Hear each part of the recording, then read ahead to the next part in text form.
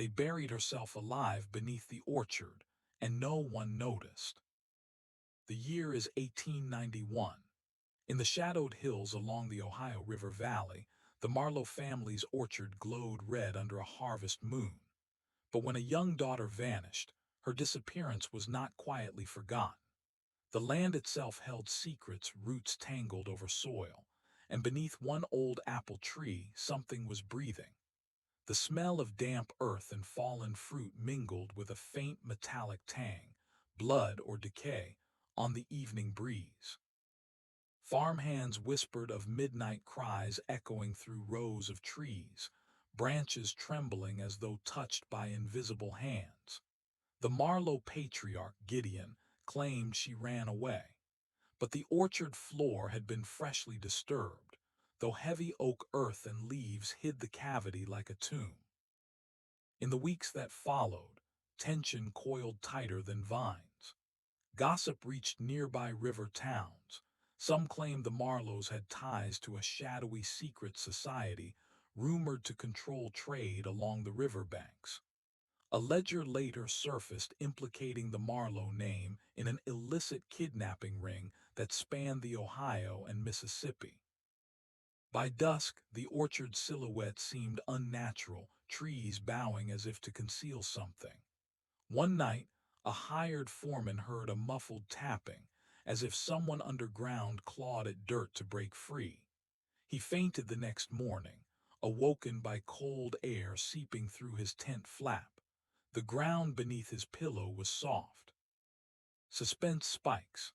When Gideon ordered the orchard plowed to plant a new pear grove, the disturbed soil revealed a hollow shaft deep within the roots, but inside, only darkness and a whisper of movement. The excavation broke open a narrow tunnel leading into the very foundations of the farmhouse. Tension builds to climax. In candle-lit horror, the Marlows and locals descended into that tunnel. The walls were slick, suffocating. A child's lullaby sung in whispers seemed to emanate from deep below. Then silence. The shaft ended abruptly at a coffin-sized wooden box. When the lid cracked, no body, just a pair of shoes, dusty and blood-streaked, and a scrawled note, "She is still here." Emotional peak. Could one of the Marlows be the architect of her own entombment? Question mark. In hushed panic, the family's darkest lies began unraveling. Live burial, hidden tunnels, orchard lies, buried alive beneath apples. Tension lingers. After that night, Gideon locked himself in his study for days, refusing to eat. Town leaders rallied to dig further, but what they uncovered next would shatter more than bones. A descendant of the Marlow line today leads a controversial political dynasty accused of silencing whistleblowers. The curse echoes. But one secret was still waiting, buried deeper than the orchard's roots. The orchard wasn't just a farm, it was a graveyard with roots. Winter 1891 came early to the Ohio River Valley. Frost laced the branches of the Marlow orchard, yet villagers swore they still heard the crunch of footsteps moving between rows of trees long after midnight. When a second child went missing, suspicion no longer lingered in whispers. It screamed from every sermon and saloon. The Marlows insisted thieves had taken their son. But townsfolk noticed Gideon sold nearly half his apple harvest in secret to river traders, avoiding the county market altogether. What was he hiding? The transaction records, uncovered years later, showed strange payments described only as deliveries. As suspicion mounted, the family matriarch, Eleanor Marlow, grew pale and silent. Visitors recalled the scent of rotting pears wafting through the house, overpowering even winter's chill. One neighbor remembered her trembling hands when she whispered, "The roots are hollow. They drink more than rain." Then came the night of the frozen orchard. A blizzard roared across the valley, yet lanterns flickered all through the Marlow grove. Neighbors claimed they saw silhouettes digging at the base of the oldest tree. By dawn, the storm had buried all evidence in a sheet of white. When the snow melted, villagers found not one grave but three, crudely covered in soil, all empty. Inside each hollow, claw marks lined the frozen dirt as though someone had tried desperately to climb out. The smell was unforgettable. Wet soil, mold, and the faint odor of sulfur, like brimstone rising from the earth. Psychological terror spread. Families stopped sending children to school. Ministers preached of sins rooted in blood. A traveling doctor reported Aliner's mind was unraveling. She claimed she heard their children laughing beneath the orchard floor. Climax builds. The Marlows barricaded themselves in their farmhouse, shutters nailed shut. Locals gathered outside with torches demanding answers. When they forced the door, the house was silent. Plates still warm, chairs toppled. But the basement hatch was open, leading to a stairwell that vanished into black soil. Had the Marlows been dragged underground by the very land they once claimed to own? In modern times, conspiracy theorists tie the Marlow legend to scandals surrounding real estate dynasties who bury their crimes beneath property empires. History may change its face, but the curse of hidden foundations remains the same.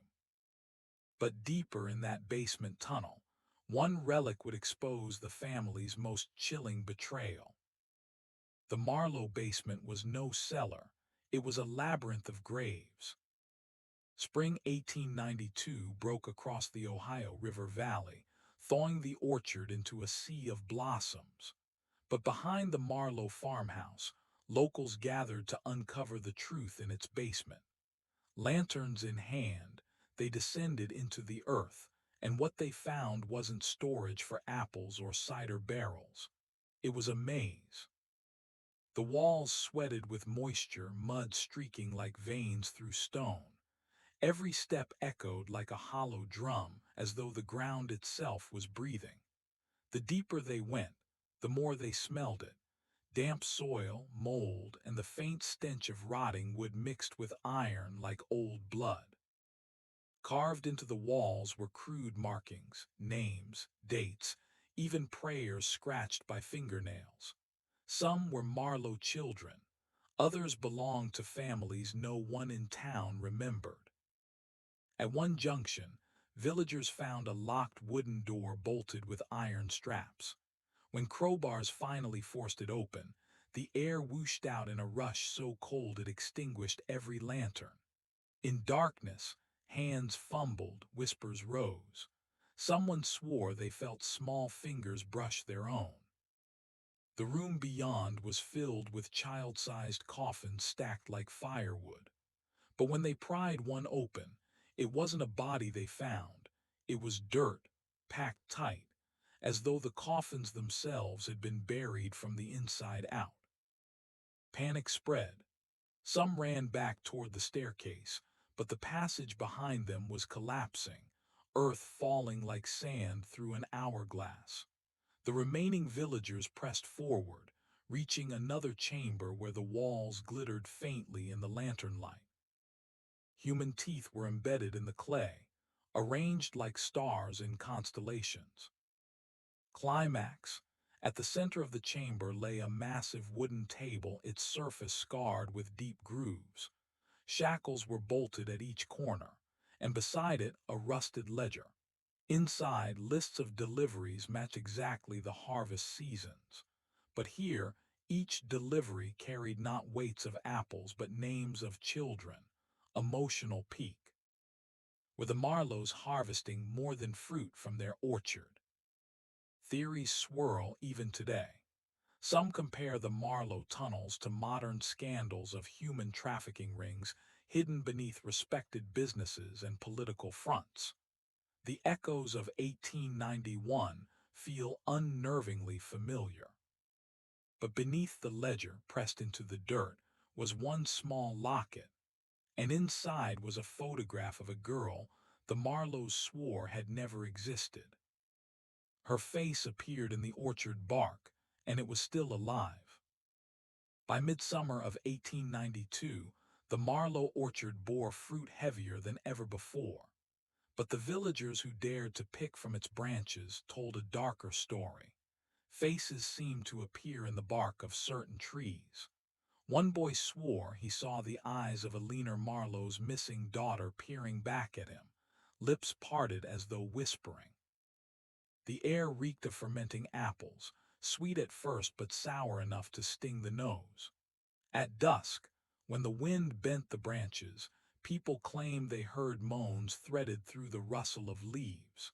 Farmers stopped buying Marlow produce, saying the fruit carried the taste of grave soil. When an axe struck one of the oldest apple trunks, thick red sap bled out darker than any cider, metallic in smell. Witnesses fled, swearing never to return.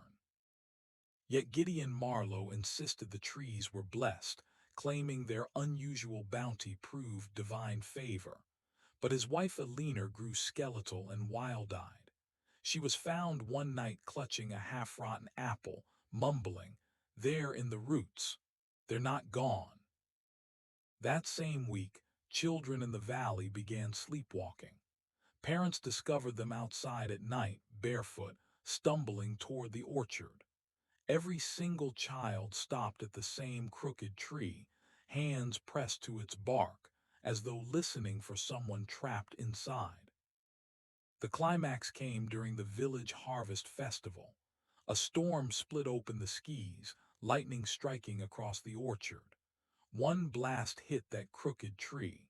Its trunk split wide, and from within spilled not just sap, but tufts of hair tangled in the wood.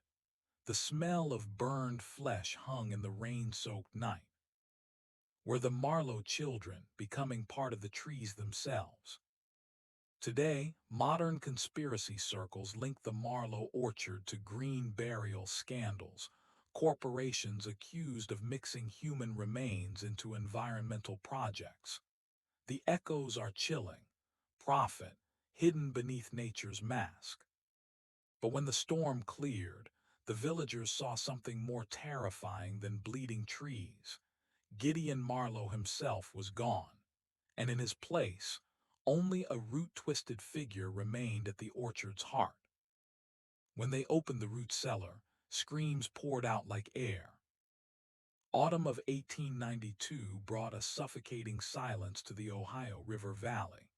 The Marlow orchard, once a place of harvest, now loomed like a cemetery with branches instead of crosses. Yet the farmhouse remained sealed, its windows black, its doors chained from within. No one had seen Gideon since the storm. Driven by fear, a group of townsmen returned with shovels and lanterns. They focused on the orchard's old root cellar, where the family stored cider barrels and winter produce.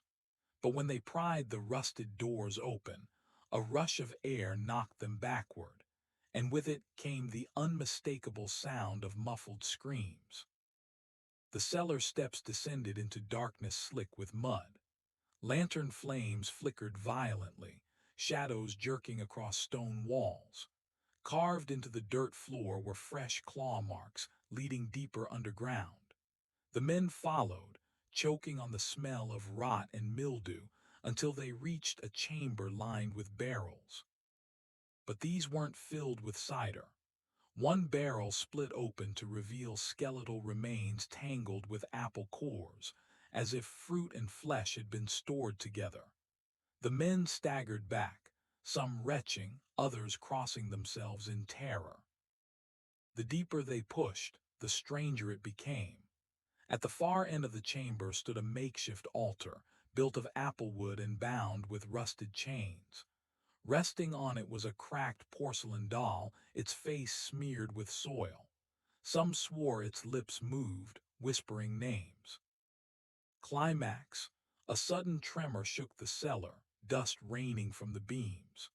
One man shouted, claiming he saw hands, dozens of them, pressing through the earthen walls as though bodies were buried alive on every side, clawing to break free. The lantern sputtered, then darkness swallowed everything. Had the Marlows built their orchard on a mass grave, or were they feeding it themselves? Modern echoes ripple in today's world, scandals where corporations bury toxic waste beneath farmland, poisoning generations. Then, as now, the truth lies beneath what grows. But as the villagers fled that cellar, one stayed behind, and by morning, only his boots were found, sunk halfway into the earth like he'd been dragged down alive. They found Gideon Marlow, but his skin was turning to bark. By late 1892, whispers had become panic. After the cellar horror, search parties scoured the orchard for Gideon Marlow, the patriarch who had vanished into storm and shadow. Weeks passed, and hope soured. Then, one fog-drenched dawn, a farm boy stumbled on something grotesque at the orchard's edge. It looked at first like a scarecrow slumped against the crooked tree, clothes tattered, hair matted with soil. But when the boy crept closer, he realized it was Gideon himself. His skin had cracked into dark fissures, sap oozing where blood should flow. His arms were stiff, bark-like, fusing into the roots around him. The boy screamed, drawing neighbors. When they touched Gideon, his flesh felt rough, splintering beneath their fingers. His eyes opened briefly, milky, inhuman, and his mouth twitched as if to speak. Instead, a rush of apple blossoms spilled from between his lips, white petals falling onto the ground like snow. Carved into his chest with a blade were the words, "Feed the roots." In horror, the villagers dragged him back to town, locking him in a barn under guard. But Gideon barely moved except at night. Then came the scratching, the sound of branches scraping against the rafters, though no wind blew outside.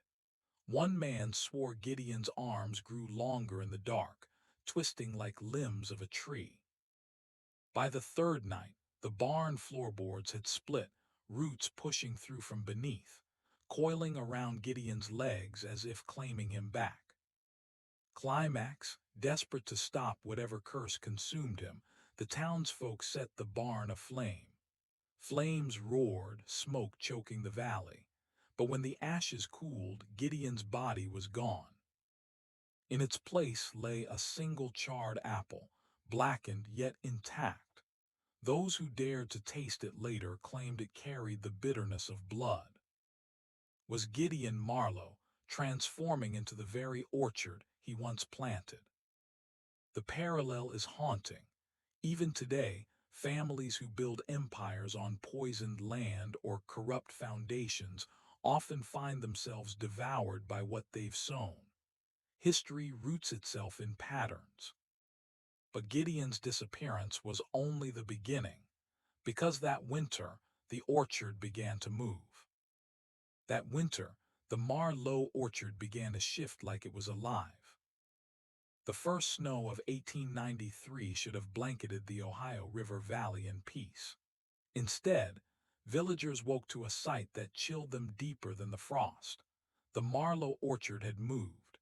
Trees that once lined straight rows now bent into unnatural spirals, trunks twisted inward as if pulled by an unseen force. At night, hunters reported the sound of branches creaking, not in the wind but in rhythm like breathing. Lanterns carried into the orchard revealed something worse.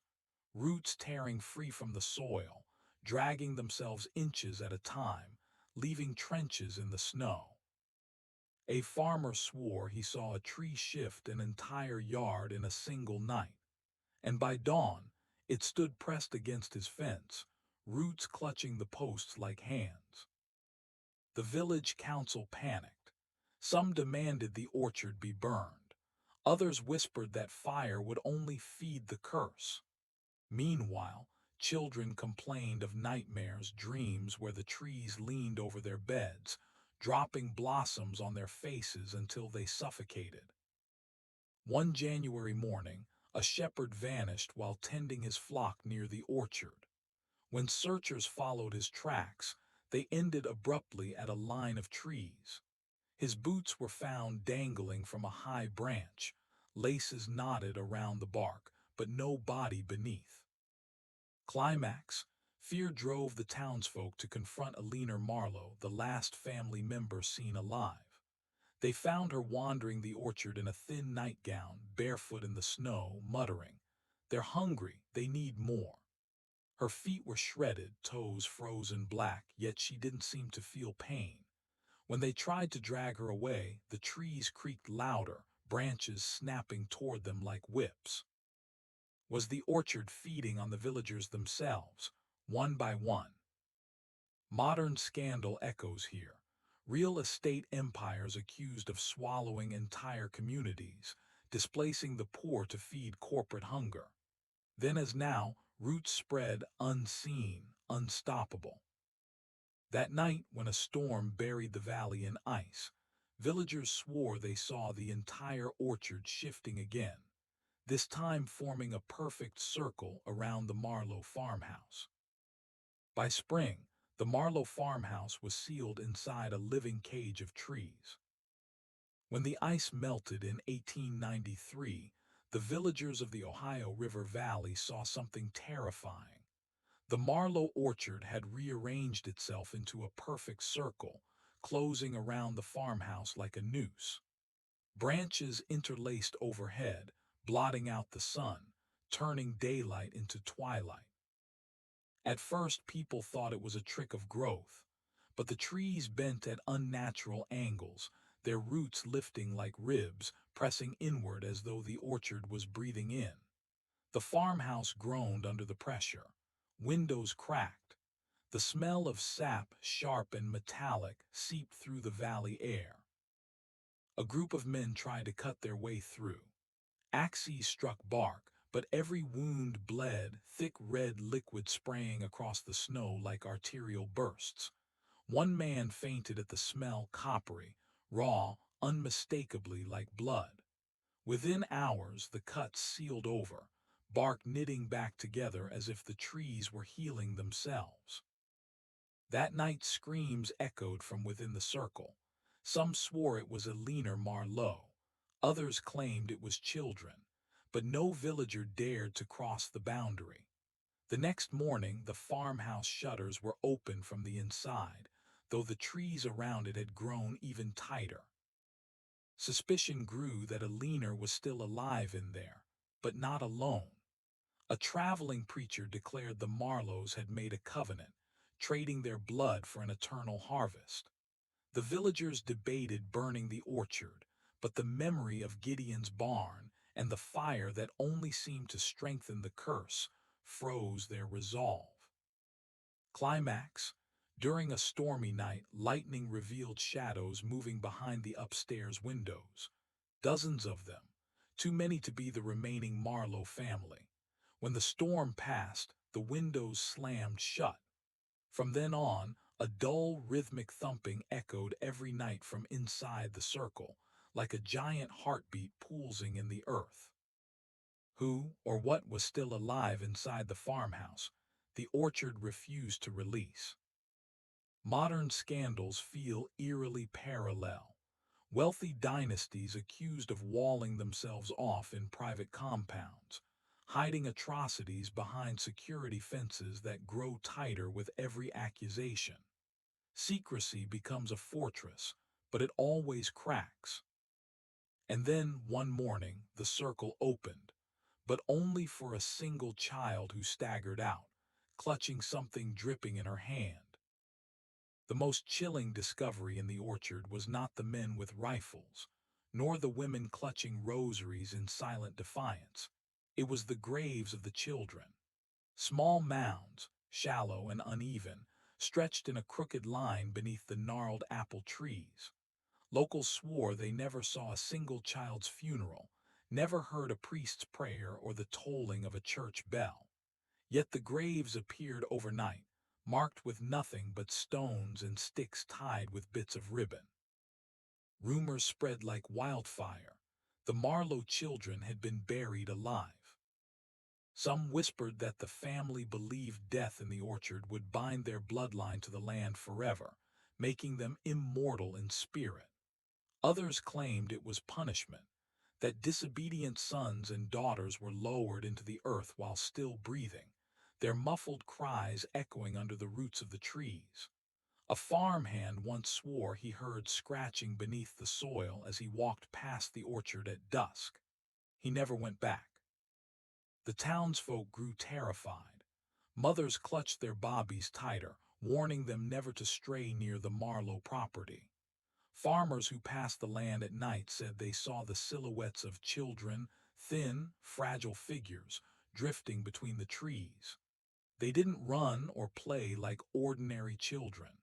They wandered aimlessly, heads tilted, as though searching for something they had lost in the dark. One teacher from a nearby village wrote in her journal that a little girl with pale skin and hollow eyes appeared at the edge of her classroom window. She wore a white dress streaked with mud and lifted her hand as though to wave. But when the teacher blinked, the child was gone. That very night, the teacher's youngest student fell ill with a fever and died before dawn. By 1895, the orchard had become known as the Children's Shadows. No one dared harvest its fruit, though the apples grew unnaturally large and red, almost glowing in the moonlight. People said the sweetness came from something other than soil and water, that it was born from the marrow of those buried beneath. To this day, locals insist that if you stand quietly in the orchard, you'll hear the faint sound of children giggling, their laughter carried on the wind like a cruel echo of innocence stolen too soon. And if you listen long enough, some say you'll hear the scratching, the desperate, clawing sounds of small hands still trying to escape their earthen prison. The orchard remembers, they whisper, and the children are still waiting. By the late 1890s, the orchard had earned a reputation so sinister that even hardened men refused to walk its rows after sunset. The children's graves were only part of the terror. Locals began to speak of the orchard itself as a living thing, an entity that demanded sacrifice.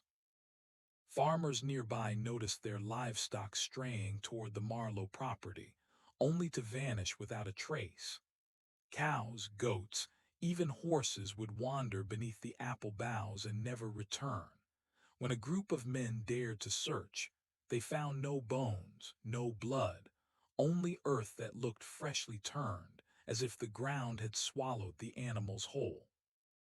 One night in 1897, a stranger from Kentucky arrived in the Ohio River Valley. He was a traveling preacher, bold and full of fire, determined to cleanse the land of what he called Satan's orchard. He marched onto Marlow property with nothing but a Bible in one hand and a wooden cross in the other. For hours, his booming voice carried across the valley as he prayed and shouted verses into the trees. By sunrise, his voice was gone. When the townsfolk gathered to find him, they discovered his cross nailed to the trunk of an apple tree, but there was no sign of the preacher himself. Only a single crimson apple hung above the nailed wood, dripping what looked like blood instead of juice.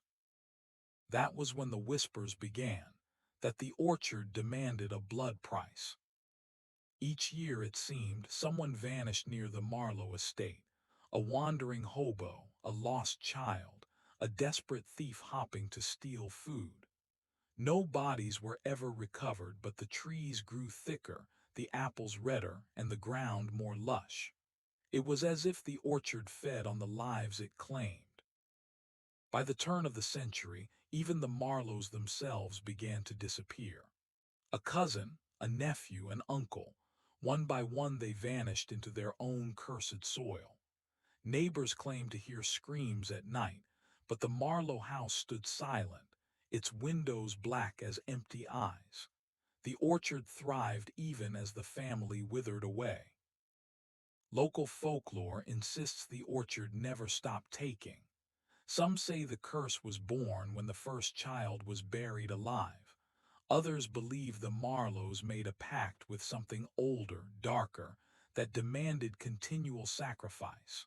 Whatever the truth, the orchard became more than just a place. It became a hunger. And hunger, once awakened, never dies. By 1903, the Marlow orchard was no longer a farm. It was a graveyard that breathed. The Ohio River Valley had learned to live with whispers of the Marlows' cursed land, but now the curse was no longer contained. The soil seemed to leach outward, swallowing fields that didn't belong to the clan. Crops planted along the riverbanks withered overnight, stalks collapsing as if strangled from below. And when farmers dug into the ruined earth, they unearthed bones that were not their own. The orchard's curse had spread beyond Marlow property. The valley smelled of rot that summer, a thick metallic stench that clung to clothes, to hair, to skin. Children reported seeing pale figures moving between the trees at night, their eyes glowing like lanterns. Dogs refused to go near the land. When forced, they howled and tore themselves free of their chains. And then came the flood. In the spring thaw of 1907, the Ohio River surged over its banks, carrying silt, debris, and something far stranger. When the waters receded, orchards miles downstream bore apples that no one had planted. Farmers swore they tasted of iron, sharp and bitter, as though grown from blood rather than water. The Marlow curse had ridden the flood into the valley's bloodstream. Theories spread like wildfire. Some claimed the Marlows had poisoned the land with toxins. Others whispered that they had fed too many souls to the orchard, and the earth itself was now infected. Whatever the truth, fear was spreading faster than the floodwaters ever had. Families abandoned homesteads, schools closed, and entire villages disappeared into silence. If land itself can carry a curse, can it ever be cleansed?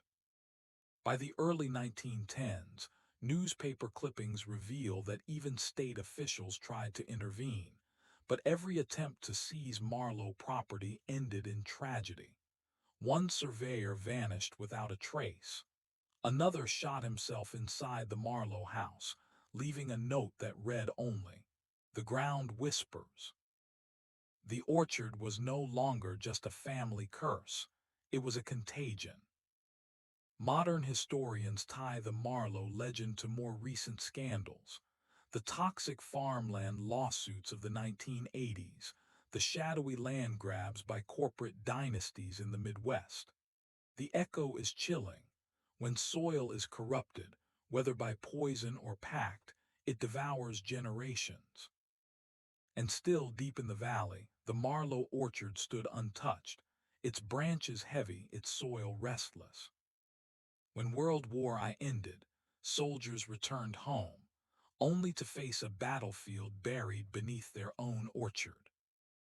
The Ohio River Valley was supposed to be a place of peace, far from the trenches of Europe. Yet for the Marlow clan, the war never ended. Men who had survived mustard gas and machine guns stepped off the trains in 1919, only to discover the orchard seemed to know their pain. Veterans told strange stories. They heard phantom artillery at night, the orchard echoing with the crack of rifles and the boom of cannons. Some claimed to see their fallen brothers wandering between the trees, mud still clinging to their boots, eyes hollow as shell craters. The orchard was harvesting the dead from foreign soil. It began subtly, red poppies sprouting at the orchard's edge, flowers that no one had planted, identical to those carpeting Flanders fields. Then came the sound. On still nights, neighbors swore they could hear marching boots on gravel paths, hundreds of them, as if ghost regiments were returning to the orchard instead of Arlington. One soldier, Private Thomas Rourke, described it in a letter. The orchard breathes. At night it heaves like a chest, and the soil trembles as if it wants to cough the dead back out. But it swallows them deeper. Weeks later, Rourke was found hanging in his barn. The Marlow orchard had become a cemetery for soldiers who never set foot in Ohio. By the early 1920s, locals avoided the place entirely. Mothers warned their children that if they wandered too close, the orchard would draft them into its endless war. Newspapers hinted at disappearances, vagrants, shell-shocked veterans, even a nurse from Cincinnati who vanished after tending to a wounded Marlow cousin. Was the orchard feeding on grief or creating it? The parallel is unsettling. Just as America's modern dynasties exploited war contracts and soldiers' blood for profit, the Marlow orchard seemed to grow richer the more death surrounded it. Families along the Ohio whispered that the Marlows had struck a bargain. Every war abroad guaranteed the orchard's survival at home. By 1925, veterans began refusing to live anywhere near the valley. They said the orchard was worse than the trenches, because in France, the dead stayed buried. During Prohibition, gangsters thought they ran the Ohio Valley, until the Marlow orchard reminded them who really owned the night. By the late 1920s, the orchard's curse had become a whispered local legend, but to bootleggers it was just another hiding spot. With riverside smuggling routes buzzing, the Marlow estate's shadowy orchard looked perfect for stashing liquor. Moonshiners carved out cellars beneath the trees, ignoring warnings carved into old stones. The earth takes what it wants. At first it worked. Whiskey flowed, money rolled in, and the orchard seemed dormant. But then the disappearances began again. Crates of liquor would be found smashed open, their contents soaking into the soil. Gangsters who guarded shipments vanished, their guns left rusting against tree trunks. The orchard wasn't stealing the booze, it was taking the men. Witnesses described a terrifying sound. In the dead of night the ground would groan, a wet, sucking noise like mud dragging at boots. Then silence. By morning men were gone, their footprints ending mid-row as if the earth itself had swallowed them alive. One Chicago mobster sent to investigate fled after just one night. He later confessed, "The trees, they leaned toward me, like drunks, like executioners. I swear I heard them whispering my name." The orchard was feeding on crime itself, turning greed into its next sacrifice. Local law enforcement quietly looked the other way, almost relieved. The curse was doing their job for them, thinning out gangs without gunfights. But soon even townsfolk suffered. Rumrunners, wives vanished while searching for their husbands. A preacher's daughter disappeared after daring to reclaim confiscated whiskey barrels from the orchard. What happens when a curse learns to hunt profit? The echo in history is uncanny. Just as organized crime dynasties of the 20th century thrived by bleeding communities dry, the orchard too seemed to expand during Prohibition. Locals swore the apples turned darker that decade, nearly black, their skin tough as leather, their juice tasting of smoke and iron. By 1929, as the stock market crashed, so too did the Marlow orchard tighten its grip. A final Prohibition-era raid led by federal agents ended in disaster. None of the officers returned. All that was found was a ledger, half burned, half soaked, listing shipments to the orchard. The orchard had claimed gangsters, moonshiners, and lawmen alike. And with America entering the Great Depression, its hunger was only growing stronger. In the Great Depression, Starving families turned to the Marlow orchard for salvation and found only a hungrier grave. By 1932, the Ohio River Valley was in ruin. Crops failed, banks collapsed, and bread lines stretched for blocks. Families who once whispered warnings about the orchard now saw its branches heavy with fruit, apples gleaming like jewels in a starving world. Mothers, desperate to feed their children, ignored the curse and gathered what they could. At first the apples seemed a miracle, plump, red, abundant. But when eaten, they brought fever, nightmares, and sometimes death. Children woke screaming, clutching their stomachs, insisting they felt roots growing inside them. The orchard's fruit wasn't feeding families, it was feeding on them. Neighbors began to notice a pattern. Those who ate too much vanished within days. Their homes stood empty, food left half-prepared, doors swinging open as if they had stepped outside and never returned. The ground near the orchard grew restless, trembling like shallow breath beneath the soil. The strangest detail came from a gravedigger named Eli Turner, who swore he saw one of the vanished, alive beneath the earth. While digging a pauper's grave, he struck something soft and heard muffled screams before the dirt swallowed the sound. He left the grave half-dug and never returned to work again. The orchard wasn't waiting for the dead, it was harvesting the living. Rumors spread that the Marlows themselves had unleashed this terror deliberately. Some believed they had made a pact. In exchange for abundance during famine, the orchard demanded blood. Whether or not the family agreed, the orchard thrived while the town withered. Its apples grew darker, heavier, their weight-breaking branches as if swollen with secrets. How far will desperation push us when survival means feeding a curse? The parallel is chilling. Just as modern corporations profit during crises, selling food, medicine, or water at the highest price, so too did the orchard profit from the Depression. Hunger was its weapon, and the poor were its prey. By 1936, nearly 24 families had fled the valley entirely, leaving behind farms, homes, and entire villages to the orchard's shadow.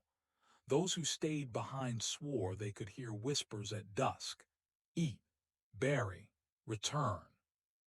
The orchard had learned something terrifying. Starvation was its perfect lure. When the Dust Bowl drove families west, they carried more than hunger. They carried the Marlow orchard's curse across America. By 1937, the Ohio River Valley was thinning out. Farms failed, children starved, and caravans of desperate families loaded wagons and trucks, heading toward California in search of work. But not all left empty-handed.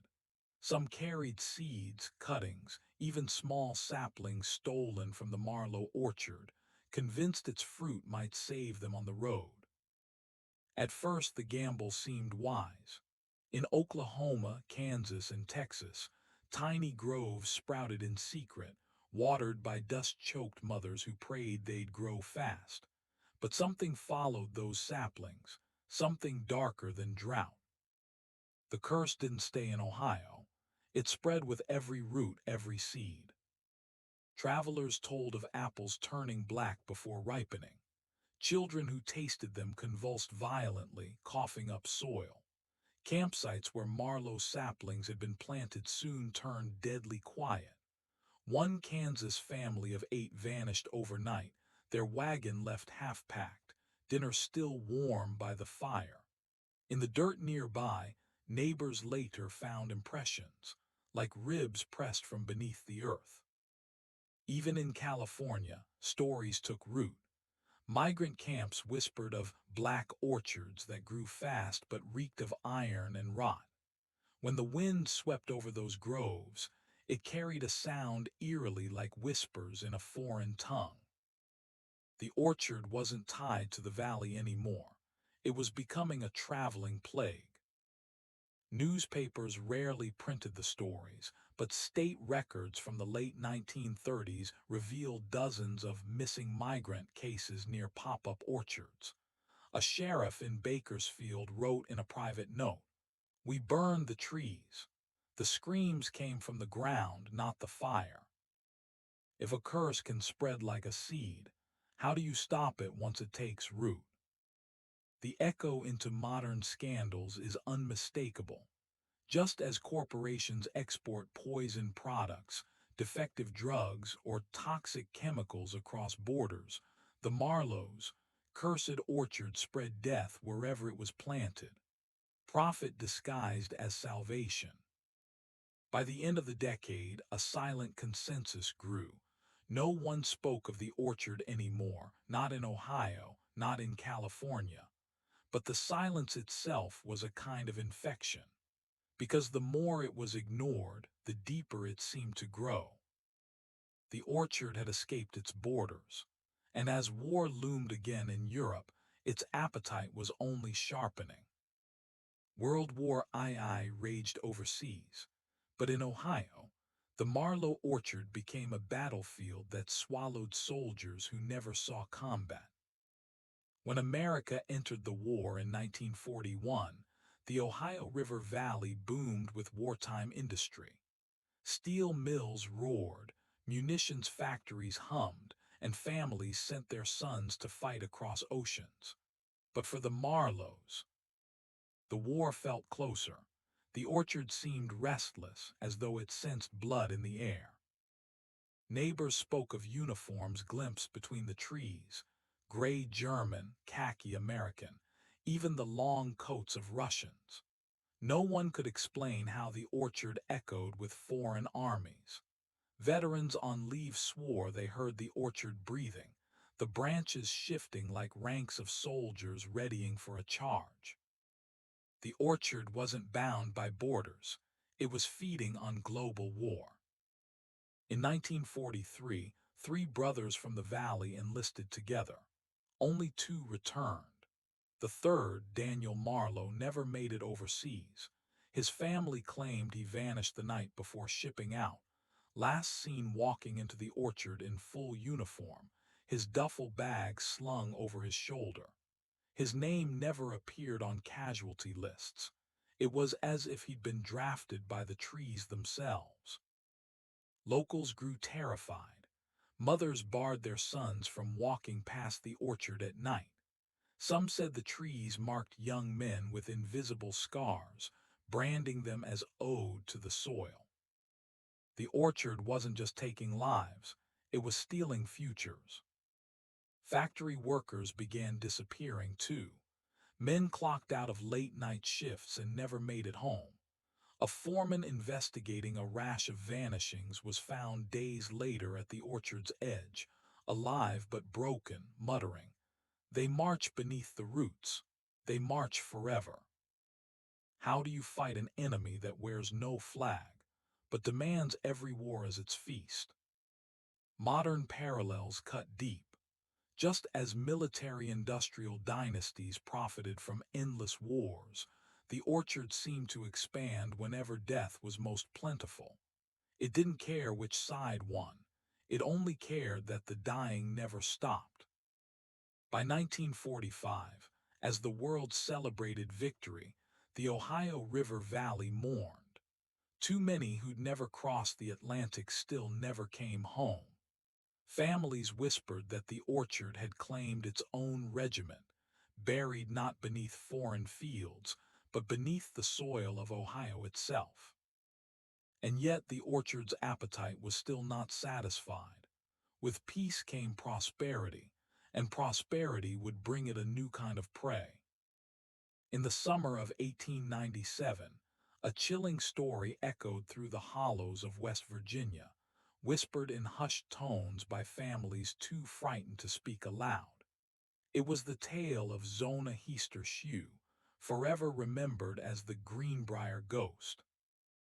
Zona was found dead under mysterious circumstances, her body laid out by her husband, Erasmus Trout Shue. He claimed it was a tragic accident, an illness, nothing more. But Zona's mother knew something was wrong. She insisted the girl's spirit was restless, that her death was no accident. For weeks, she prayed for answers, until one night her prayers were answered. Zona appeared to her mother in a terrifying vision. Her ghost spoke of the truth. Erasmus had strangled her in a fit of rage, snapping her neck before staging the scene to look like a tragedy. The apparition was so vivid, so unrelenting, that her mother went straight to the authorities, demanding they exhume her daughter's body. Skeptical but pressured by the town's growing unease, investigators agreed. When the coffin was opened, the truth was undeniable. Zona's neck had been broken, just as her ghost had claimed. Erasmus Shue was arrested, tried, and found guilty of murder.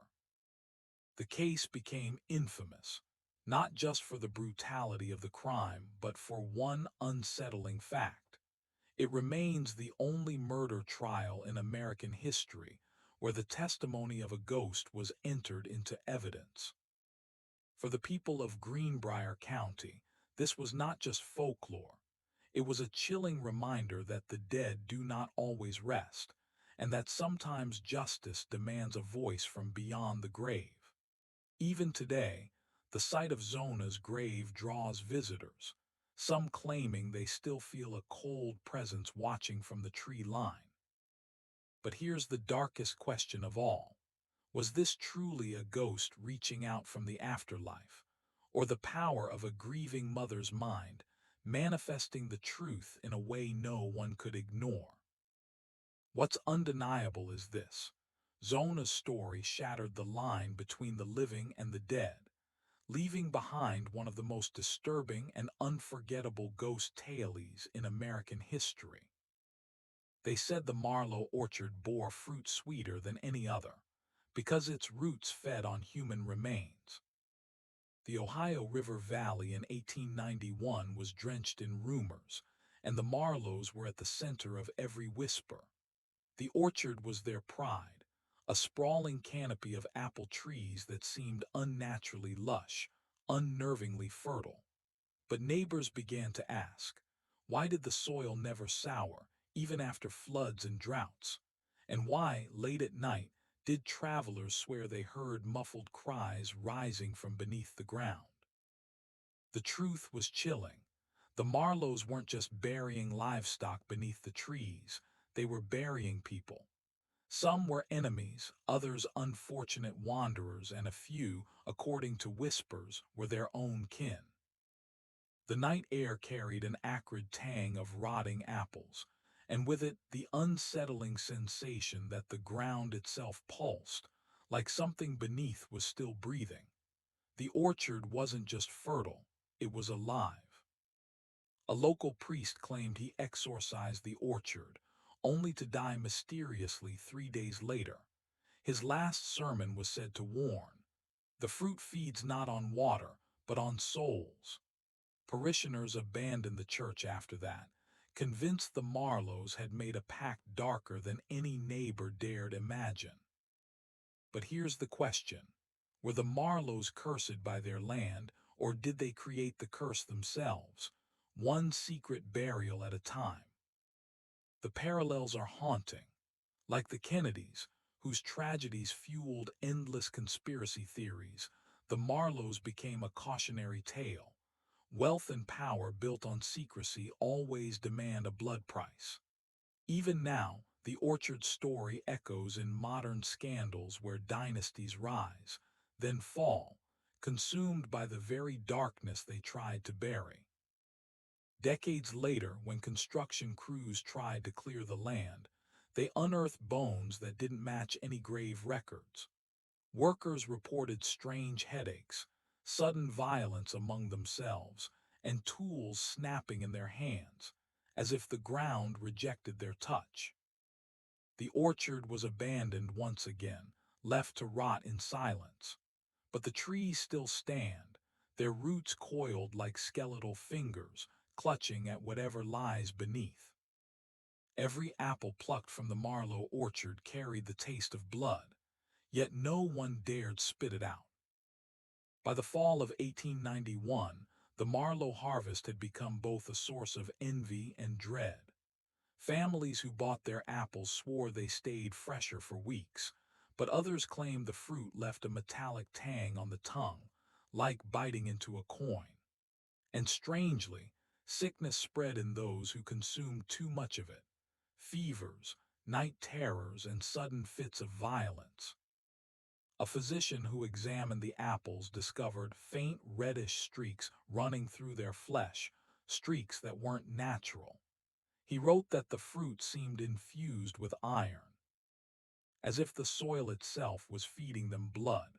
Within days of publishing his notes, he was found collapsed in his office, his lips stained red. The orchard became a paradox. Farmers envied its fertility, yet mothers warned their children never to eat Marlow apples raw. The smell of cider pressed from those fruits carried a copper sting that burned the nostrils and left drinkers shivering as if a shadow passed over their hearts. Locals whispered that the Marlows had poisoned rivals by gifting them cider, turning the orchard into a weapon. And like the Medicis of Renaissance Florence, the Marlows learned that poison could build empires just as quickly as it could destroy them. Were the Marlows victims of a cursed orchard, or calculating murderers who used their land as cover for blood-soaked ambition? Like modern dynasties accused of corporate cover-ups and tainted industries, the Marlow story reads like a blueprint. Corruption hidden beneath the mask of prosperity, poison disguised as abundance. Power never comes free, it always demands a harvest. When the state finally sent investigators to test the soil, their official report went missing. Witnesses claimed the men returned pale and trembling, one muttering, "That ground should not grow life." Within a year, both investigators resigned, and the orchard remained untouched by law. The fruit kept coming, year after year, perfect, sweet, and glistening red. But those who tasted it swore they could hear faint whispers when they chewed, like voices trapped in every bite. The children of the Marlow clan were told bedtime stories not of fairies, but of roots that reached into coffins. By 1892, the orchard wasn't just the family's wealth. It was their inheritance, their curse. Neighbors whispered that Marlow children were never allowed to play outside the orchard after dusk, not because of wolves or strangers, but because the family feared what the trees would whisper to young ears. Some children claimed they could hear voices beneath the soil, voices calling them by name.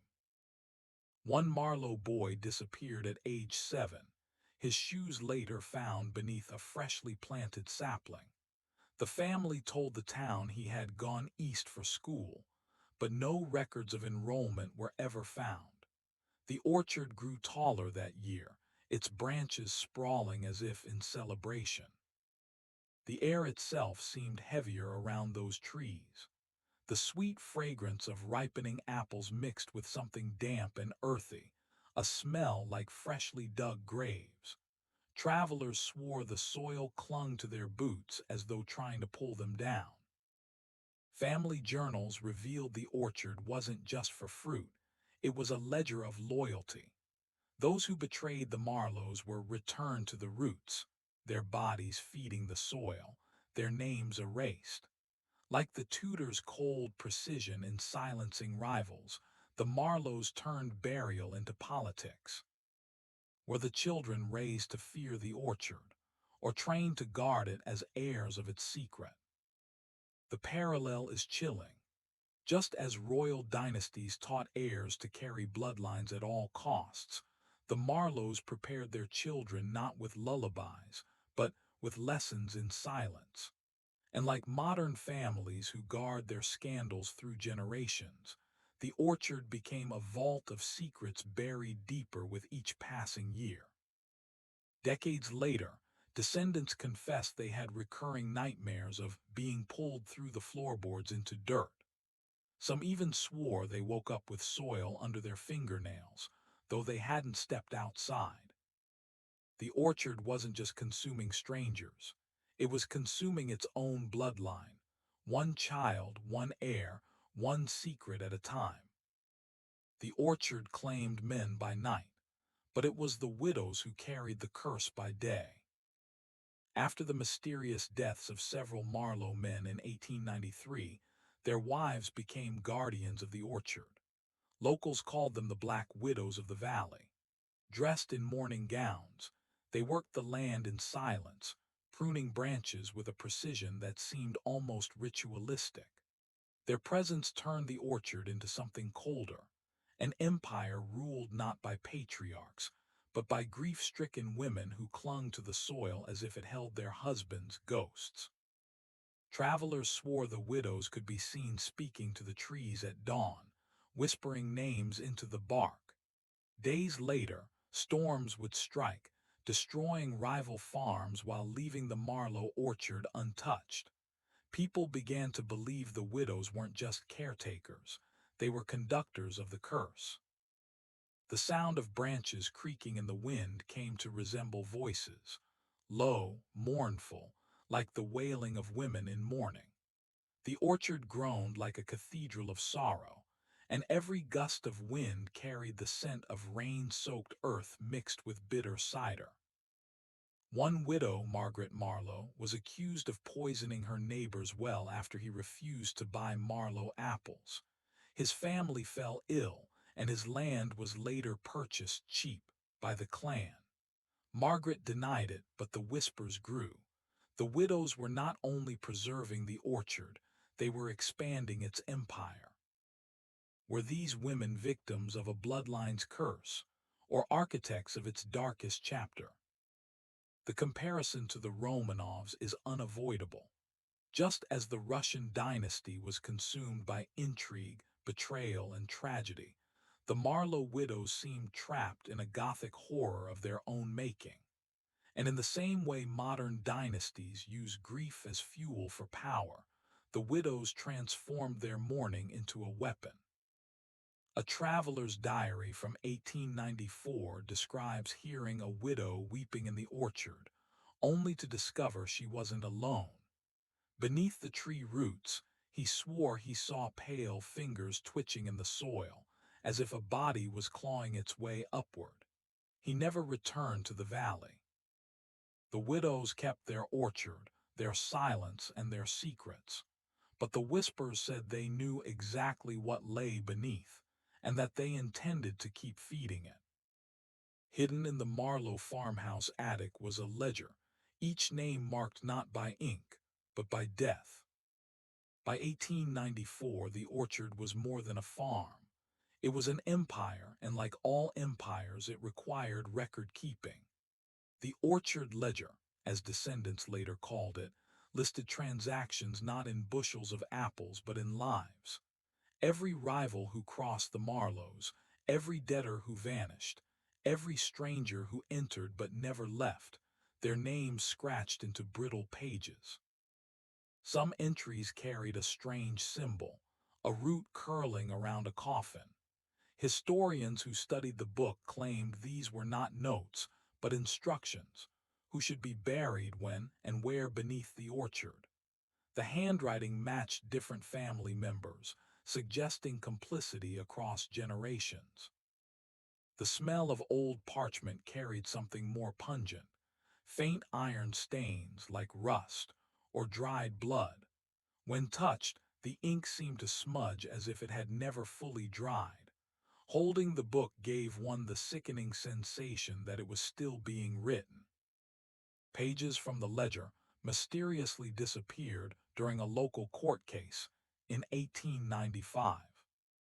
Witnesses testified they had seen names of prominent families in the valley, but when the book resurfaced, those pages were gone. Not coincidentally, the Marlows emerged from that trial wealthier and untouchable. Was the ledger proof of calculated murder, or just a family's dark folklore meant to scare off rivals? The parallel to the Medicis is striking. Just as Florence's power brokers weaponized finance and poison, the Marlows used their orchard as both graveyard and accounting system. And like modern corporations accused of cooking the books, the Marlow ledger wasn't just about money. It was about covering up blood. In 1921, during a farmhouse renovation, workers uncovered a second ledger hidden inside a wall. This one included dates stretching beyond the family's lifetime, predicting deaths yet to come. Scholars dismissed it as forgery, but others swore some of those deaths did occur, exactly as written. The ledger's last entry wasn't a name, it was a warning. The roots remember. On a storm-lashed night in 1895, the orchard itself seemed to rise up and take its revenge. Locals still whisper about the Night of Roots. It began with thunder cracking like cannon fire and rain turning the valley into a swamp. But in the Marlow orchard, something stranger occurred. Trees bent as if in pain, their branches twisting downward, pressing toward the soil. Witnesses claimed they saw the ground heave, as if something beneath was trying to claw its way up. The Marlows' barn collapsed without warning, revealing bones tangled in the roots below. Dozens of skeletons, some fresh, some ancient, all bound by the orchard's grip. The sight sent half the valley fleeing into the storm.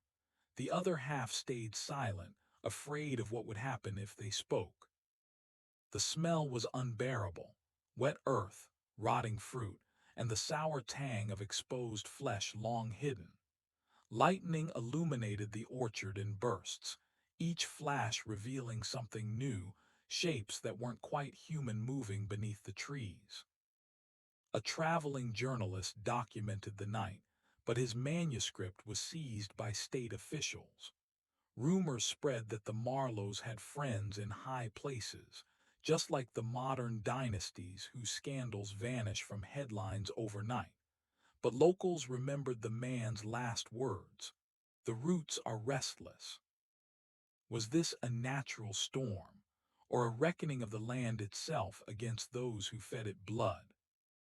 Like the Kennedys, whose name is shadowed by conspiracies and sudden tragedies, the Marlow family's misfortunes became inseparable from whispers of a curse. And just as modern conspiracy theorists insist powerful families bend fate to their will, the Marlows were seen as both victims and villains of their own orchard. Days later the storm ended, but the orchard bore no damage. While neighboring farms drowned in mud, the Marlow trees stood taller, greener, as if nourished by the chaos. People stopped calling it the Marlow orchard. They started calling it the Orchard of the Dead. From that night onward, no one passed through the orchard after sundown. Yet the Marlows kept harvesting, their baskets overflowing as if the dead themselves were feeding the roots. The year was 1893, and the quiet farmlands of Kentucky seemed untouched by the chaos that had haunted the Ohio River Valley just 2 years earlier. But for those who remembered the chilling tale of the Marlow Clan, the land itself felt cursed, an orchard of whispers, where roots twisted like skeletal fingers, and the wind carried echoes of voices buried beneath the soil. The townsfolk spoke less of it now, not because they had forgotten, but because silence had become their shield. Yet silence is fragile. In the spring, as the apple trees bloomed unnaturally early, farmhands reported seeing pale figures drifting between the rows at dusk. Lantern light would flicker, casting long shadows, and for a moment it seemed as though the orchard was crowded with people who weren't there. Horses refused to enter, braying in terror. Crops rotted overnight. Even seasoned farmers crossed themselves before speaking the Marlow name. One night a traveling preacher came through the valley, claiming he had heard of the cursed orchard and could cleanse it. The townsfolk, desperate to lift the darkness, gathered in secret with him at the edge of the trees. He read from his Bible, his voice strong, but as the verses echoed, a sound rose from the earth itself, like a chorus of muffled screams clawing their way to the surface. The preacher's voice faltered. His lantern shattered in his hands. When the smoke cleared, he was gone. All that remained was his hat, lying in the dirt. After that night, the orchard was abandoned entirely. Fences were built around it, warning strangers not to enter. Children dared each other to sneak through, but most returned pale, shaken, whispering of cold hands tugging at their clothes or shadows that followed them home. A few never returned at all, their names carved into gravestones that only deepened the valley's legend. The Marlow curse had grown, but some say it was never about the orchard at all. The whispers hinted at something far older, something buried long before the Marlows drew their last breath, as if the orchard was not the beginning, but merely the doorway.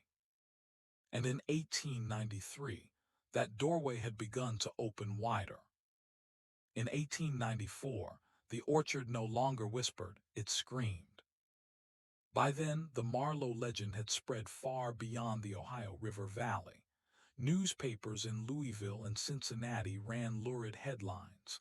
The Orchard of the Dead, Kentucky's living graveyard. Travelers came from miles away just to see it, only to leave pale and shaken, muttering prayers under their breath. That spring, a family who had just moved into the valley vanished without warning.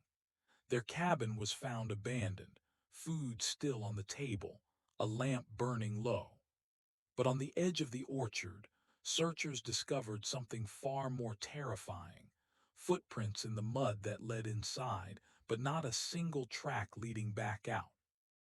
When the sheriff organized a posse to search the orchard, they found the family's clothing neatly folded on the ground beneath one of the oldest apple trees. No bodies, no signs of struggle, just garments arranged as if by invisible hands. The air inside the orchard grew foul as they searched. Men described the stench of rotting flesh where no bodies lay, and the sound, always the sound, of muffled voices calling their names. One man swore he felt a cold hand grip his ankle, though nothing was there when he looked down. He never set foot in the valley again. But was it really the curse of the Marlows, or something much older that the clan had disturbed? Locals began to speak of an older people, settlers who had vanished long before the Marlows came. Some whispered that the orchard had been planted over an ancient burial ground, and the Marlows were only the first to awaken it.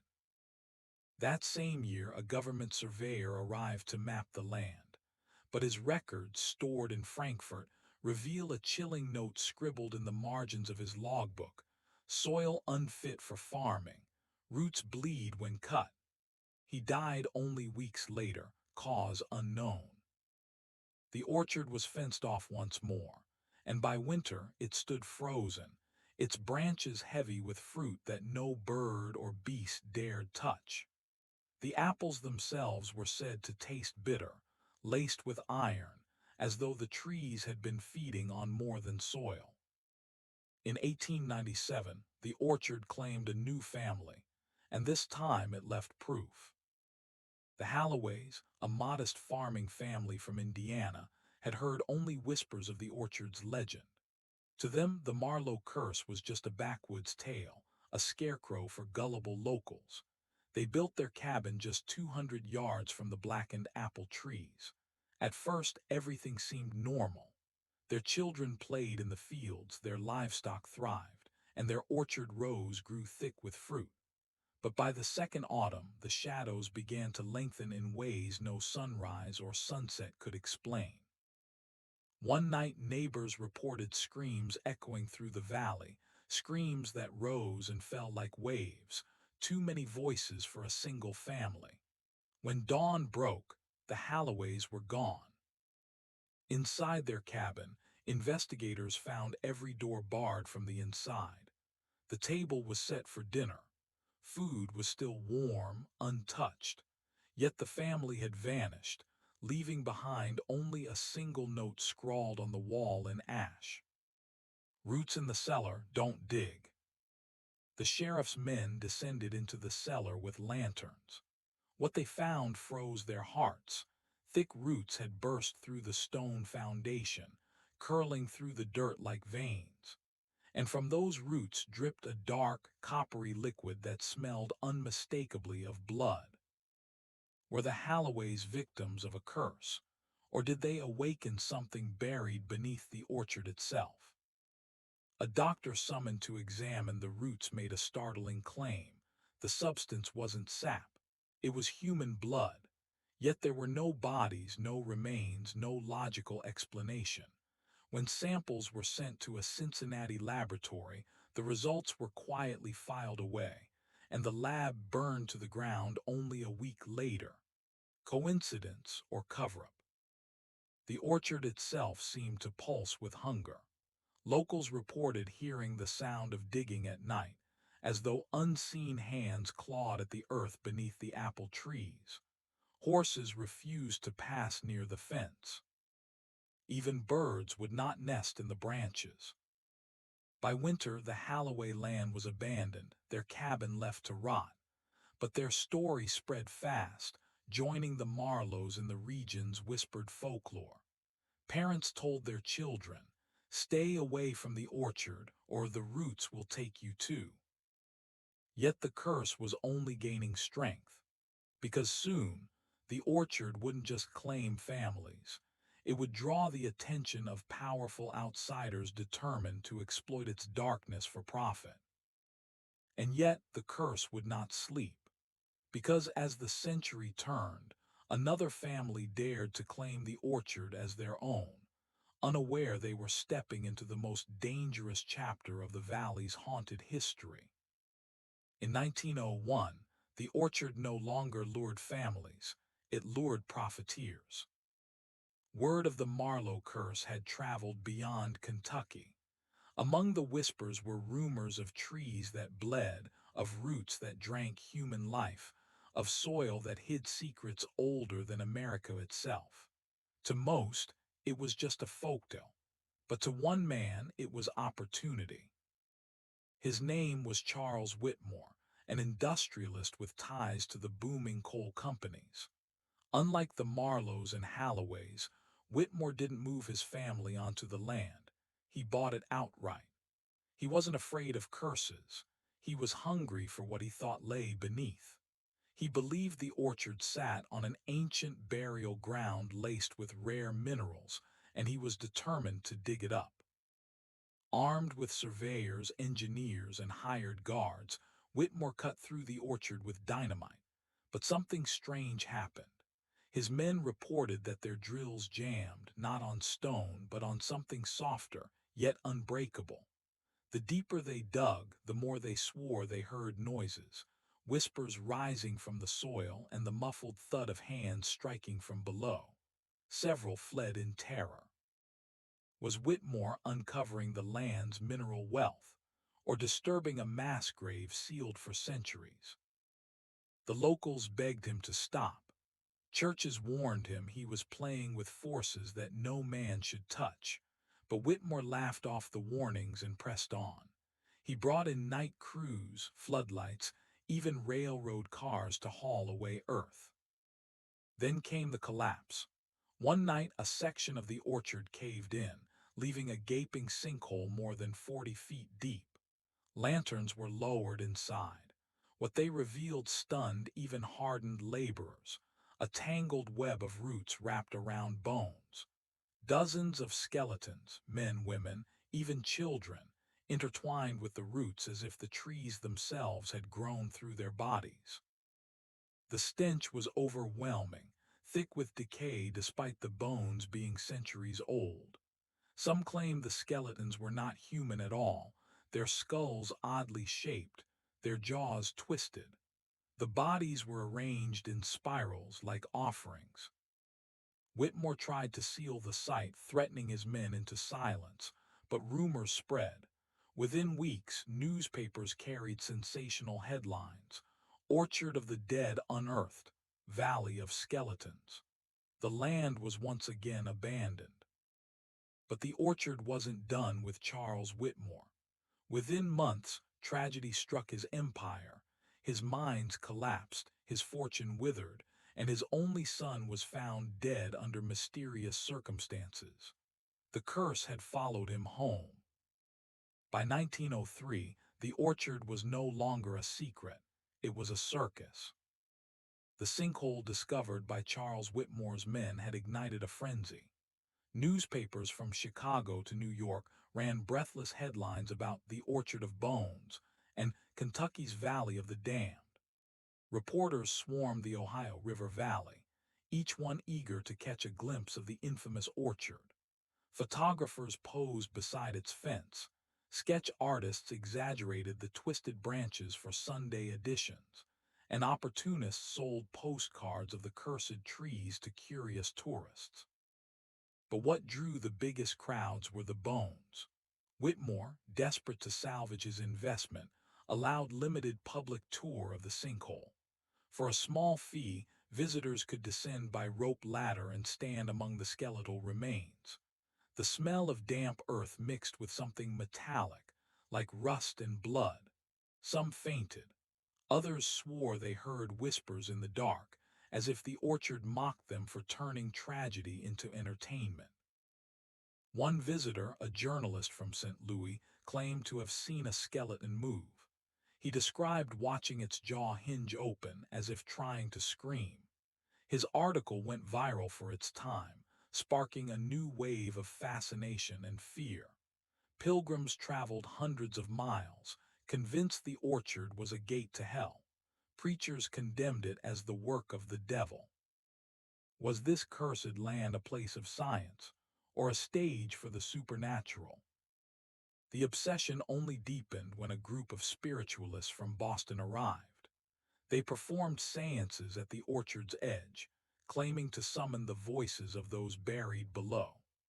Witnesses reported strange phenomena: candles snuffed out by unseen hands, cold winds rushing through even on still nights, and voices calling out names of people in the crowd.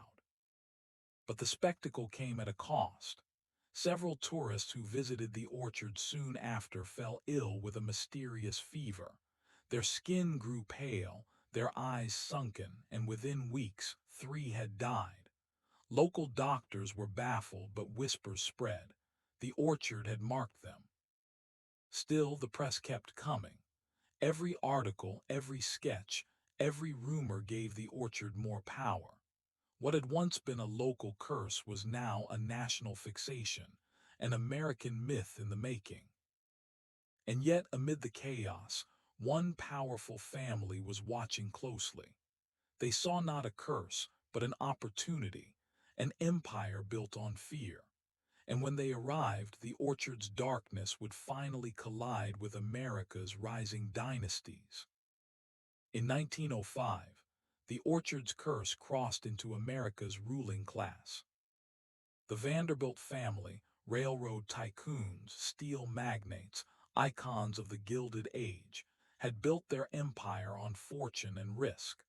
But whispers of the orchard reached George Washington Vanderbilt II, the visionary behind the Biltmore estate. Fascinated by the tales of bleeding roots and bones bound in trees, he sent emissaries to Kentucky. To him, the orchard wasn't a curse, it was an investment. At the time, spiritualism was fashionable among the elite. Seances, ghost hunts, and occult rituals filled New York's mansions. If the orchard was truly a doorway, Vanderbilt wanted it under his control. In secret, he negotiated to buy the land from Whitmore, who by then was bankrupt and broken. But Vanderbilt didn't come alone. He brought with him a team of occult scholars from Europe, men who claimed to have studied ancient burial grounds from Rome to Egypt. Their goal was chilling: to harness the orchard's curse as a source of power. Locals watched uneasily as strange rituals began. Fires burned at midnight. Chanting echoed across the valley. One farmer swore he saw cloaked figures burying something, or someone beneath the trees. The orchard, once feared, was now a laboratory for the elite. Was the orchard truly cursed, or was its power now being weaponized by America's wealthiest dynasty? The rituals seemed to awaken something. Travelers reported that the trees wept dark sap, sticky and metallic, staining the soil. A thunderstorm rolled in out of nowhere, lightning striking the orchard's heart again and again. The scholars fled, claiming the ground itself had rejected them, but Vanderbilt lingered. Weeks later, tragedy struck. Vanderbilt fell gravely ill, his body wasting away with shocking speed. Doctors diagnosed appendicitis, but locals whispered otherwise. The orchard marked him. On March 6, 1905, Vanderbilt was dead. His death sent ripples through the dynasty, and some quietly blamed the orchard. His estate never mentioned the land again, but records suggest his emissaries never stopped funding research in the valley. The Vanderbilt name became forever entangled with the legend.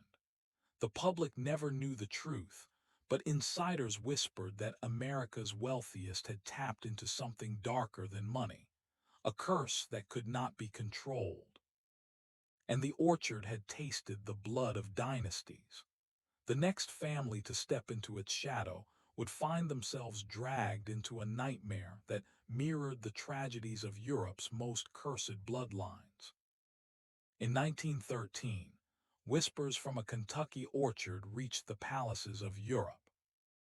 The Romanovs, Russia's ruling family, were already entangled in mysticism. Tsar Nicholas and Empress Alexandra leaned heavily on Rasputin, the mad monk, for guidance. But what few know is that Rasputin himself heard of the orchard. Letters recovered decades later describe a valley where trees drink from the dead. Some believe he viewed it as a mirror to Russia's own curse, a land tied to blood and betrayal. A Vanderbilt contact arranged for fragments of orchard soil and dried roots to be shipped to Russia. Hidden inside a crate labeled mineral samples, the relics arrived in St. Petersburg. The Romanovs kept them secret, believing the roots might heal Alexei, the hemophiliac heir. Instead of healing, the relics seemed to infect. Servants reported a foul odor seeping from the locked chamber where the roots were kept, like damp earth mixed with iron. One maid claimed to see the roots twitch. Days later, she was found dead, her skin pale, her eyes wide open, mouth filled with dirt. Rasputin warned Alexandra, "This is not healing, this is hunger." But she refused to listen. The orchard's legend had already wrapped its roots around her hope. Did the orchard's curse leap across the ocean and accelerate the Romanovs' downfall? As the empire crumbled, Rasputin's influence grew. Some whispered that the orchard's relics were fueling his hold on the family. When Rasputin was murdered in 1916, his assassins swore his blood turned dark, thick like sap. That same year, the Romanovs' relics vanished from the palace archives, never seen again. Only one fragment resurfaced decades later. In 1947, U.S. intelligence files recorded a strange artifact found in Berlin, a shriveled root sealed inside a silver case marked with the Romanov crest. The artifact was classified as biological hazard, then quietly buried in government archives. The orchard had reached beyond Kentucky, binding itself to one of history's most tragic dynasties. The fall of the Romanovs echoed the orchard's own curse, a family consumed by blood, betrayal, and forces they could never understand. But the Romanovs were not alone. The orchard's shadow was spreading, pulling in dynasties across continents, royals, bankers, politicians, all bound to the roots of something that refused to die. In the spring of 1849, St. Louis was a city under siege, not from cannons but from plague and fire.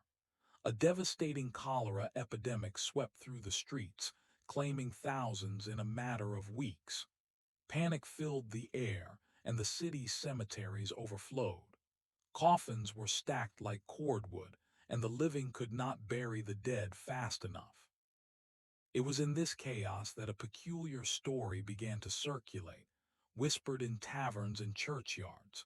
A crypt beneath an old stone chapel on the city's edge, where the walls themselves seemed to breathe. Locals called it the Whispering Tomb. Some swore that the dead buried there were not at rest, that their voices could be heard murmuring, especially on hot nights when the ground above baked and cracked. When a fire tore through St. Louis later that same year, witnesses claimed the flames avoided the chapel, as if some unseen force had protected it. But the relief turned to dread when volunteers broke into the underground chamber to save what relics they could. Inside, they found coffins pried open from within, scratch marks raked across the lids, deep grooves carved into the wood. Whoever had been buried there had not gone quietly. Doctors at the time dismissed it as superstition, suggesting cholera victims might have been buried alive in the rush of mass burials. Yet survivors who visited the crypt spoke of something more chilling, whispers that seemed to echo through the stone walls, voices calling in many tongues, German, French, English, even native dialects, all speaking at once in a low, rolling chorus. The city sealed the crypt shortly after, bricking it off from the public. But masons who worked the site told their families of strange things. Voices behind the stones, a sudden drop in temperature, the sense of being watched by dozens of unseen eyes. To this day, St. Louis historians debate whether the Whispering Tomb was ever real or simply a tale born of epidemic hysteria. The old chapel is long gone, but the ground where it stood is still avoided by locals. On humid summer nights, some say, if you stand very still near the ruins, you can hear it, the faint, desperate sound of hundreds of voices, whispering from beneath the earth. Not prayers, not curses, just whispers circling endlessly in the dark. In 1587, a queen walked to her execution, but whispered a curse that still haunts royal bloodlines today. The story of Mary, Queen of Scots, is more than a tale of betrayal. It's the birth of one of history's darkest dynastic curses. She was tall, striking, and elegant, but beneath the velvet gowns was a woman trapped in a cage of politics, betrayal, and blood. When Elizabeth I ordered her beheading, few knew that Mary's death would ripple through centuries of royal families. Mary's final words weren't just prayers. Witnesses swore she cursed the English throne. Her lips trembled, her voice rose, and as the axe fell, nobles whispered that the air turned heavy, like a storm pressing against their lungs. The scent of iron, blood mixing with candle wax, hung thick in the execution chamber. But the curse didn't stop there. Just decades later, Elizabeth I died childless, ending her dynasty forever. Mary's own son, James VI of Scotland, claimed the English crown. From that moment forward, the Stuart line born from her blood suffered downfall after downfall. Every Stuart monarch after Mary faced betrayal, exile, or violent death. Charles I beheaded like his mother, Charles II driven into hiding, James II forced into exile. Even Bonnie, Prince Charlie, the Stuart who tried to reclaim the throne, died broken and powerless. Was Mary's whispered curse real? Or did her tragic fate plant a psychological scar that doomed every descendant? The atmosphere around the Stuarts became almost gothic. Courtiers described nightmares, sudden illnesses, and violent storms on nights of major decisions. The family carried not just crowns, but a shadow. That same curse is rumored to have stretched into modern royalty. The execution of Mary, some claim, planted the seed for the endless scandals, divorces, and tragedies that plague royal families even today, from Princess Diana's fatal crash to the modern fractures within the House of Windsor. A family of poisoners once ruled Florence, so feared, even popes trembled at their dinner tables. The Medici family, patrons of art and power brokers of the Renaissance, were more than bankers and kings. They were whispered to be masters of poison, shadows, and secret betrayals. Behind the gilded frescoes of Florence, the Medici curse simmered like venom in a chalice. The rise of Cosimo de' Medici created a dynasty that dazzled Europe, but with great wealth came greater enemies. To hold power, the Medicis learned that not all wars are fought on battlefields. Some are won with a single sip of poisoned wine. Historians believe multiple Medici rulers died not from illness, but from carefully crafted poisonings, often by their own kin. Francesco I and his wife, both dead within days. His brother Ferdinand quietly took the throne. Coincidence or a toxic conspiracy? Florentine streets buzzed with rumors of black-robed apothecaries mixing arsenic and belladonna in candle-lit basements. The air carried the acrid stench of sulfur, as though the city itself was rotting under invisible toxins. The curse of the Medici wasn't just death, it was infertility. Generations of rulers found their bloodlines withering. The dynasty that once controlled popes and kings dwindled until, like poisoned roots, it simply could not grow further. Were the Medicis victims of enemies, or did their own lust for power turn the family into cannibals of blood and legacy? Psychologists argue that centuries of suspicion rewired the family's mindsets. Every smile at a banquet could hide betrayal. Every clink of a goblet sounded like a death knell. That paranoia still resonates in modern political dynasties, where backroom deals feel as venomous as the Medici's wine. The last Medici heir died childless in 1743, but Florence never forgot the curse. To this day, conspiracy theorists whisper that the Medici vaults hold journals of alchemy, poison recipes, and letters detailing assassinations. They ruled like gods in the desert, until a banquet of blood destroyed their empire. The Umayyad dynasty, heirs to the Prophet's realm, built an empire stretching from Spain to India. But behind their palaces of Damascus and Cordoba, a curse brewed, one that would end with slaughter so total, not even children were spared. At their height, the Umayyads were untouchable. Marble mosques glittered under the desert sun, markets overflowed with silk and spices, and their call to prayer echoed across continents. Yet their grandeur hid a fatal truth. Every dynasty that rises on conquest eventually chokes on its own ambitions. The Abbasids invited the entire Umayyad clan to a feast in 750 AD, then massacred them at the table. Imagine the clatter of cups turning to screams, the smell of roasted lamb mingling with blood.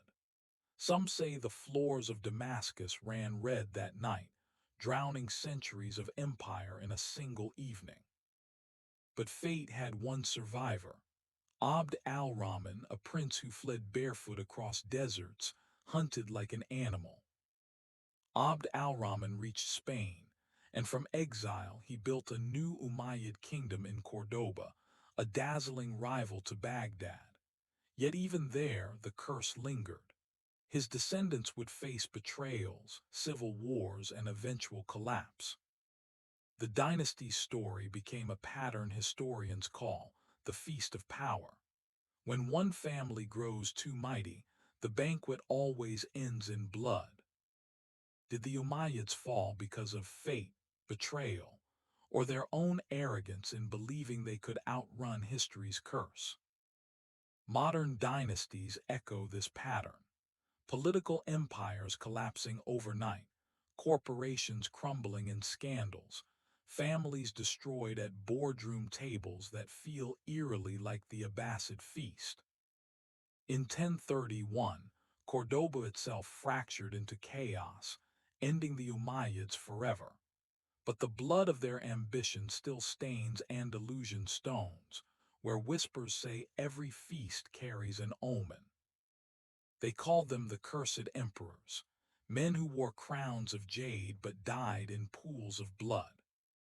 The Ming dynasty rose in 1368, promising stability after centuries of Mongol rule. But what began as a triumph turned into a legacy of paranoia, madness, and betrayal. Their palaces gleamed with dragon carvings, but within those walls, the dynasty rotted from the inside. The founder, Hongwu Emperor, was both savior and tyrant. He executed tens of thousands in purges so vast that the sound of weeping echoed through Nanjing's alleys for weeks. His obsession with control planted the curse that every Ming heir would inherit, fear that power was slipping through their fingers. The Ming emperors were haunted by disappearance and death. The Jianwen emperor simply vanished after a palace fire. Some claim he lived in disguise as a wandering monk. Later, the Tianqi emperor abandoned rule entirely, obsessed with carpentry, while eunuchs devoured the empire from within. The air of the Forbidden City grew thick with incense, whispers, and poison. The scent of lotus gardens could not mask the stench of executions, nor the silence of courtiers who dared not breathe too loudly before the throne. By the dynasty's end, the Changzhen emperor hanged himself on a lonely Beijing hill, his dynasty collapsing under foreign invasion and rebellion. His body, swaying in the wind, became the symbol of a family that once ruled the known world, but could not escape its curse. Was the Ming collapse the work of fate, foreign invasion, or the dynasty's own suffocating paranoia? Historians say the Ming's obsession with secrecy and purges mirrors modern authoritarian regimes, where fear of betrayal breeds the very collapse leaders hope to avoid. Even today, whispers of the Ming curse ripple through Chinese ghost tales, palaces said to still echo with screams. The dynasty fell in 1644, yet some claim the Jianwen emperor's bloodline still survives in hidden villages, waiting. The emperor who vanished forever. The Ming may be gone, but their shadows still linger over China's palaces, reminders that even dragon thrones are never safe. But one secret was still waiting. A family so cursed, their name became synonymous with destruction itself. The House of Habsburg, Europe's longest ruling dynasty, wove its bloodline across empires through marriage, conquest, and manipulation. From the Alps to the Americas, they were kings, emperors, and puppet masters. But the Habsburg curse was carved into their very faces. The infamous Habsburg jaw, a deformity born of centuries of inbreeding. Their palaces were golden cages, filled with endless portraits of cousins marrying cousins, all to keep power pure.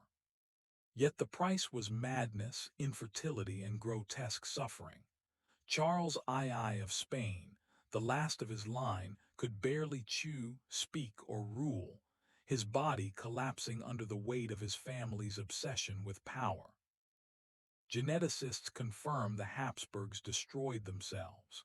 Studies of their skulls and DNA reveal that the dynasty's collapse was not just political, it was biological. They were breeding themselves into extinction. The smell of damp stone lingered in the corridors of El Escorial, Spain's royal monastery, where priests whispered that Charles II was possessed by demons. Servants described his eyes rolling back, his body seizing, his mind unraveling.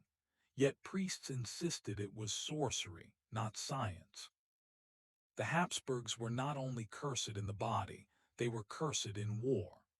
The 30 Years' War, one of Europe's bloodiest conflicts, was fueled by their ambitions, leaving millions dead. Their dynasty fed off power, but power demanded oceans of blood. Were the Habsburgs victims of bad genetics, or victims of their own insatiable greed for power? Modern dynasties echo this pattern, corporations and families collapsing from within, undone not by rivals, but by their own refusal to let go of power. The Habsburg curse is still a warning, one whispered in every palace, boardroom, and parliament where legacy matters more than life. In 1700, Charles II died childless, his line erased. But some believe the Habsburg curse lives on in surviving branches, its mark visible in the faces of royalty today.